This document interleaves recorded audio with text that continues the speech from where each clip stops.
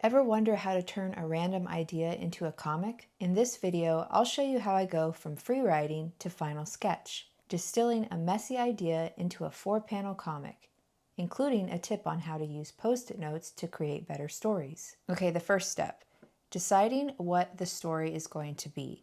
This comic I made for an online comics class, and in one of the sessions we were given the prompt of a pet peeve. So if you want to try this with that prompt, or you have an idea for your own story, then use that. But the idea is to think of a pet peeve and create a one-page comic about it. I like to keep everything for my comics projects in one Procreate file divided up into various layers. So starting with the first layer here on free write. Take a few minutes, somewhere between 5 to 10 minutes, to free write about your topic. So I wrote about a pet peeve of mine. This was before unlimited texting was a thing. I was limited to 500 text messages a month back in high school. I would send out these long, extensive messages to friends to maximize those. Sometimes I would only receive an LOL or okay, or maybe an emoji. Very simple idea. For whatever reason, this is the story idea that came to me and I thought it was kind of funny. So make sure you do something similar. Write about your idea for 5 minutes, and don't worry about this being perfect. You can do this on pencil and paper. I just happened to do it on the iPad because I wanted to keep everything on the iPad as far as saving on individual layers, but do what works for you. The next step is to take this free write and for 10 minutes do a rough sketch of your comic. I did this on a separate layer. At the time, I wasn't sure how many panels. I just knew it was going to be a one-page comic, so I started to fill things out. Here in the first panel, in order to set the context of what was going on, I put a timestamp here of mid-2000s.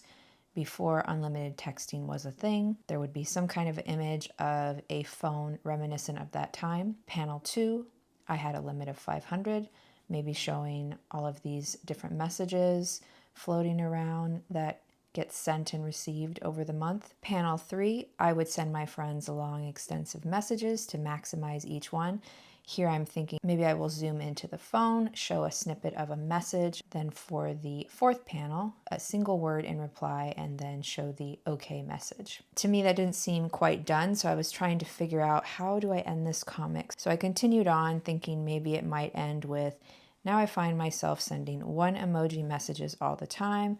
Oh, how times have changed. And then maybe I might show all of the emojis. This is just a rough sketch. This only took me 10 minutes to do. Usually what I'll do is I'll keep that free write on in the background. I'll lower the opacity so that I have those notes in the background as I'm doing this initial sketch.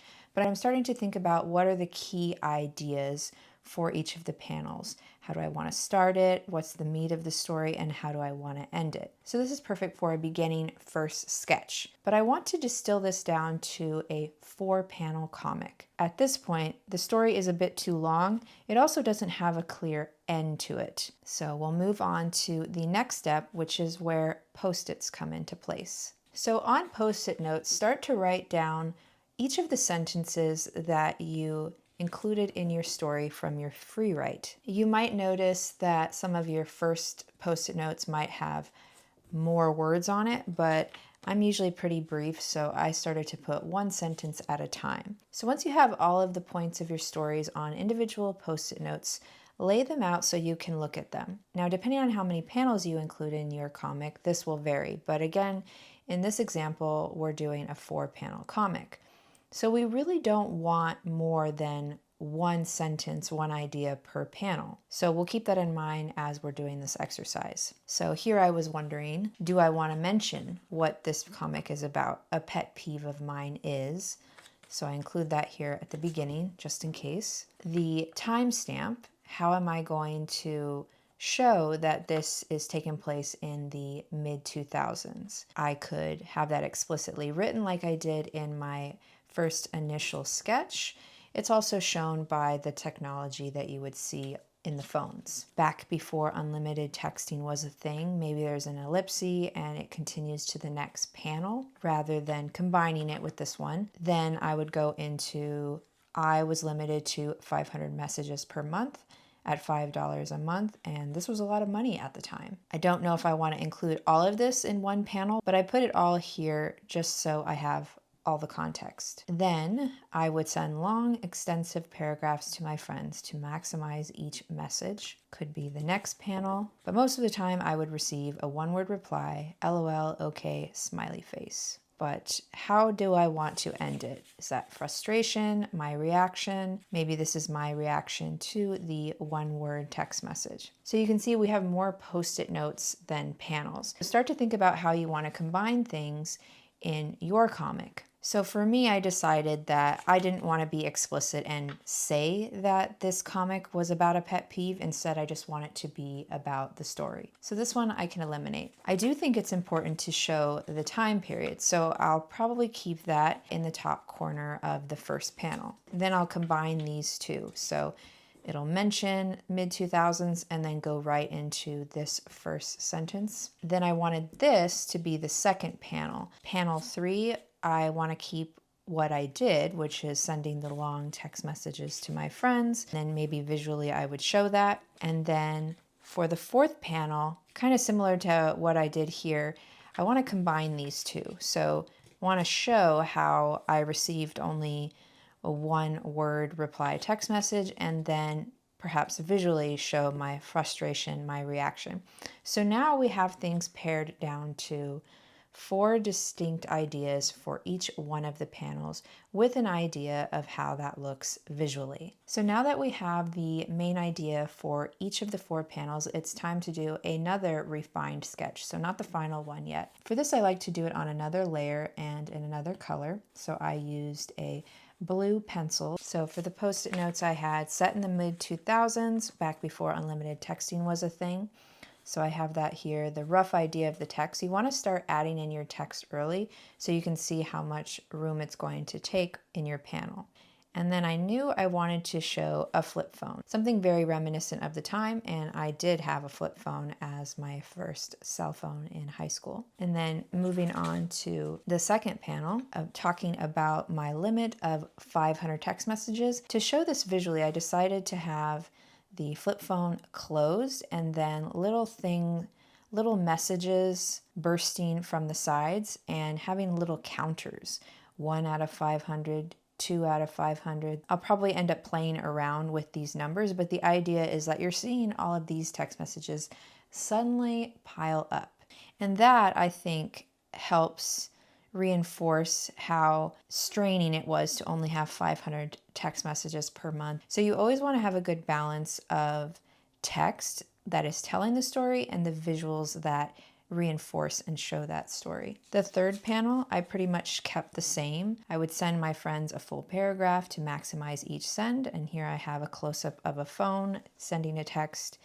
Can you believe what happened in class today? And then for the fourth panel, here I had written a note about how my friends did have unlimited text messaging, and they were the ones that would send these one-word text messages, meaning it didn't matter to them because they had unlimited. I'm still refining the message here, but the key here is most of the time I would receive a one-word reply, and instead visually I wanted to show a frustrating reaction from me, maybe some kind of thought bubble here that could say something or could just be a scribble to further enforce the idea of being frustrated and also show that I'm looking at the phone. So this is still very rough, but you can see how I'm further defining what the setting of the story is into the problem and then a resolution. There isn't really a resolution, instead it's meant to be more of a funny punchline here. Keep your refined sketches rough. So now going into the final sketch. First, I have a layer where I draw in the panel outline so I know where my sketches will be. Then on another layer, I start to add in the text. And you want to have some consistency with where your text is, especially for the narration part. So I decided to just include that on this top portion of each of the panels. And this gives you an idea of how much the text is going to take up as far as space. And I'm a little OCD about this, and I like it to take up the same amount of space. So I was trying to make sure that it would all fit into 2 lines each. So at this point I have all the narration final, and you can see the underlying sketch underneath. So I'm essentially drawing over it, refining it more. For this I also looked up reference images because I wanted to make sure I got certain elements of the phones at the time correct. And also looking up how does it look when someone's holding that phone. Those are important details to nail in your drawing. Same thing here. This stayed the same with the image of the closed flip phone. I added these little lines as if the phone was going off, buzzing, vibrating with text messages. I did make a little change here to the numbers. Instead of going sequentially 1, 2, 3, 4, I started off with, odd numbers, 225, 301, 498, so you can see the numbers building up to that 500 limit. I really like how this turned out. It communicates the idea much better. Then down here, a close-up of the phone, and then for the final panel, just a simple drawing of me holding the flip phone, this little thought bubble, the clear expression from my face of being frustrated. So the idea starts with the narration and then ends with my reaction. So if we turn off that refined sketch, then we can see this is the final drawing. Normally my style is a little bit more detailed, but I wanted to keep this simple and to show you how easy these 4-panel comics could be. But I did decide to add a little bit of texture. Initially I was playing around with different backgrounds. So this is the white background. I ended up adding a blue background, and then I played around with adding some texture on a separate layer. So you can see, if you look in the background here, you can see it's pretty subtle, but I used a Procreate brush from Retro Supply, a large brush, to add texture all over. It kind of just gives it a little bit more interest. I am just not a fan of stark white backgrounds. I like to have colored backgrounds, some kind of texture, just makes it more interesting. So to recap on the entire process, if you want to replicate this to create your own 4-panel comics, first start with a prompt or a general idea of the story you want to tell. In this case, it was a pet peeve. Then for at least 5 minutes, do a free write. Write down anything and everything, and don't edit yourself at this point. Just get it all out. Then do a rough sketch and time yourself. Don't go more than 10 minutes on this. The idea here is to take that free write and start arranging it into panels and see how it might look in format. Then once you've done that, get out some post-it notes and distill your story into ideally 1 sentence onto each post-it note so you can see the entire story at a glance. Try to choose just 1 idea for each panel. Once you have your final points, turn that into a refined sketch. Maybe try it out with a different color. And then on a separate layer or a separate piece of paper with a light box, start to do your final sketch. And then a last bonus step, share your comic with someone, just like I did here with you. Let me know if you tried this system and how it works for you. And if you're looking for more ideas of what to draw, then check out this video next for 12 ideas of what to draw in your sketchbook.